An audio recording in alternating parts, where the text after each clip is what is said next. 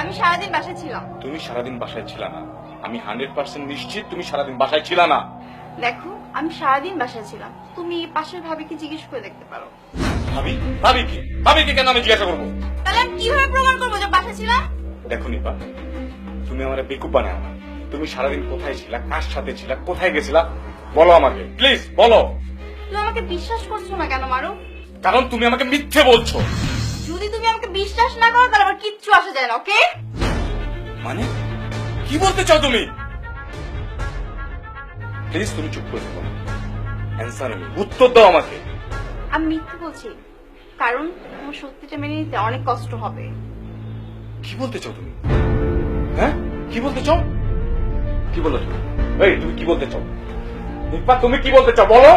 আরে কি বলতে চাও বলো, বলো তুমি। আমি তোমাকে হেট করি। আই হেট ইউ, ওকে?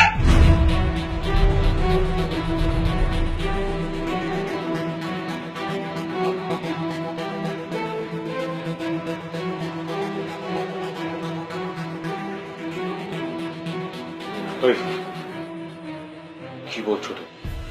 আবার বলো। শোনো তুমি, আমি তোমাকে ঘৃণা করি আর আমি আরেকজনকে ভালোবাসি।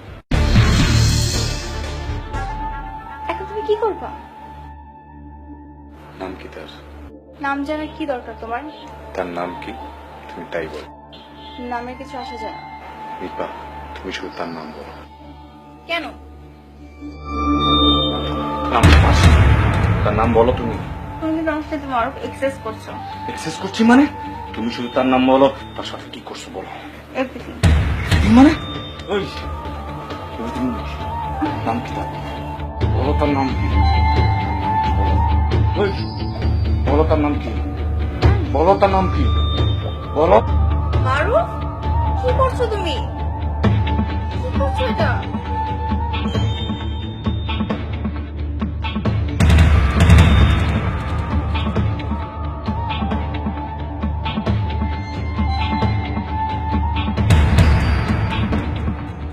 সন্দেহ এমন একটি বিষয় যেটি একটি ভালো সম্পর্ক খুব সহজে নষ্ট করে ফেলতে পারে। আমাদের গল্পের ছেলেটি সারাদিন অফিসে থাকে, বাসায় একাকী থাকে তার সুন্দরী স্ত্রী। ছেলেটি সারাদিন অফিসে বসে একটি জিনিসই ভাবতে থাকে, তার সুন্দরী স্ত্রীটি কি অন্য কারোর সাথে সম্পর্কে জড়িয়ে যাচ্ছে, সে কি জড়াচ্ছে কোনো পরকীয়ায়।